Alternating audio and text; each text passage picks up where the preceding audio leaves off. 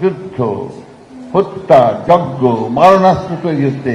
কালকে রাতে আবার দেখলাম খবরের মধ্যে যে আমেরিকাতে এখন আপনার যুদ্ধাস্ত্র তৈরি করবার কারখানা বাড়ছে, ইন্ডাস্ট্রি বাড়ছে, আরো মারণাস্ত্র তৈরি হচ্ছে। তো এই যে পৃথিবী, এই পৃথিবীতে আপনারা আমরা যারা শান্তির কথা বলি, সেখানে ওই আসবে যে শোনাইবে ব্যর্থ পরিহাস। একজন অত্যন্ত গুণী সঙ্গীত শিল্পী, তিনি একটা সঙ্গীত সম্মেলনে গেছেন, অত্যন্ত গুণী সঙ্গীত সম্মেলনে গেছেন। গান শুরু হয়েছে, সব উচ্চাঙ্গ সঙ্গীত হচ্ছে, একজন শিল্পী গান গিয়ে যাচ্ছেন, সব শেষে উনি গান করতে শুরু করলেন।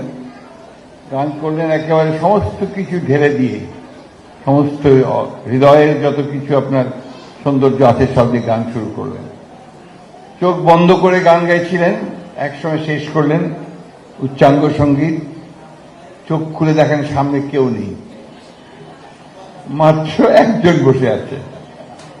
উনি ভাবলেন যে সেই হচ্ছে একমাত্র সঙ্গীত বোদ্ধা। উনি কাছে ডেকে নিয়ে বললেন, ভাই তুমি তো আসলে সঙ্গীত প্রেমী, সঙ্গীত বোদ্ধা। বলছে, হ্যাঁ, কিন্তু আমি বসেছিলাম অন্য কারণে। আর কি কারণে? আপনি যে আসনটার উপর বসে গান গাচ্ছেন, ওই আসনটা আমার, কখন গান শেষ হবে আমি ওটা নিয়ে যাব। আসলে আমার অবস্থা অনেকটা এইরকম আর কি। ওই এবং সত্যি কথা বলতে কি, বেশিরভাগ প্রধান অতিথির এই অবস্থাই হয়, সারাক্ষণ বসে বসে কথা শুনতে হয়, সবশেষে যখন কথা বলে তখন আর কারো কোনো মনোযোগ থাকে না। যাই হোক, আমি আপনাদের এখানে অনেকবার এসেছি এবং আমি আপনাদের এখানে, আমি কাউকে সম্বোধন করছি না, কিছু মনে করবেন না, আমি তো একবার সংক্ষেপে বলে যাচ্ছি। তো অনেকবারই এসেছি। তো আপনাদের বিশেষ করে দাদার সঙ্গে আমার সম্পর্ক খুব ঘনিষ্ঠ। আমরা একসাথে কাজ করেছি, অনেক দিন ধরে কাজ করছি। এখানে এসে আমার মনে পড়েছে আমার নেত্রী দেশনেত্রী বেগম খালেদা জিয়ার কথা। আমি খুব ভারাক্রান্ত হয়ে গেছি, কারণ আজকে যে দিনটা আপনাদের, এই দিনটা শুধু আপনাদের না, পৃথিবীর বিরাট একটা অংশ জুড়ে বৌদ্ধ ধর্মে যারা বিশ্বাস করেন তারা এই দিনটা অত্যন্ত আনন্দের সঙ্গে, পবিত্রতার সঙ্গে পালন করেন। কারণ এই দিনে আপনাদের গৌতম বুদ্ধ, মহামতি গৌতম বুদ্ধ, যিনি পৃথিবীতে এসেছিলেন সমস্ত অসত্যকে দূর করবার জন্যে, হিংসাকে দূর করবার জন্যে, এবং সেটা তিনি করার চেষ্টা করেছিলেন। শুধু নয়, তার এই ধর্ম একসময়ে গোটা এশিয়া ছড়িয়ে পড়েছিল। এই ভারতবর্ষও কিন্তু আপনার বৌদ্ধ ধর্ম সবখানে ছড়িয়ে পড়েছিল।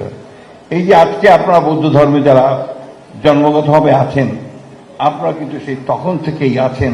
ওই বৌদ্ধের বাণী যখন আপনাদের মাঝে এসে পড়েছে, বাংলাদেশে দেখুন বিহার অনেক জায়গায় দেখা যায়, তাই না? এই বৌদ্ধ বিহারগুলো কোনটা 1000 বছর, কোনটা 1500 বছর, কোনটা 2000 বছর আগে দেখা যায়, সেগুলো আছে। অর্থাৎ এখানে বৌদ্ধ ধর্মের যে প্রচার হয়েছে অনেক আগে, এবং সাধারণ মানুষ, শিক্ষিত মানুষ, তারাও কিন্তু আপনার সেই ওই সময়কার তারা সেই বৌদ্ধ ধর্ম প্রচার করে। কিন্তু বর্তমান যে বিশ্ব, এই বিশ্ব বড় কঠিন বিশ্ব। হিংসা, যুদ্ধ, হত্যা, যজ্ঞ, মারণাস্ত্র তৈরি হচ্ছে। কালকে রাতে আবার দেখলাম খবরের মধ্যে যে আমেরিকাতে এখন আপনার যুদ্ধাস্ত্র তৈরি করবার কারখানা বাড়ছে, ইন্ডাস্ট্রি বাড়ছে, আরো মারণাস্ত্র তৈরি হচ্ছে। তো এই যে পৃথিবী, এই পৃথিবীতে আপনারা আমরা যারা শান্তির কথা বলি, সেখানে ওই আসবে যে শোনাইবে ব্যর্থ পরিহাস, এই ধরনের কথাগুলো এসে যাচ্ছে আজকে। তাই আমাদের সকলের, প্রত্যেকটি মানুষের, আমরা যারা শান্তিতে বিশ্বাস করি, আমরা যারা মানুষের কল্যাণে বিশ্বাস করি, আমরা যে কল্যাণ করতে চাই, আমাদের বোধহয় এক হওয়া দরকার, ঐক্যবদ্ধ হওয়া দরকার। হিংসাকে, যুদ্ধকে সব না বলা উচিত, এক বাক্যে না বলা উচিত। এটা যদি আমরা করতে না পারি, তাহলে আমাদের দাদার মতো এত সুন্দর মানুষ, আমাদের গুরুদেবরা এখানে আছেন, তাদের মতো সুন্দর মানুষ, তাদের যে কথাবার্তা, সব ব্যর্থ হয়ে যাবে। আসলে ধর্ম মানুষকে ভালো করার জন্য, ধর্ম যুদ্ধ করার জন্য নয়, ধর্ম হিংসার জন্য নয়।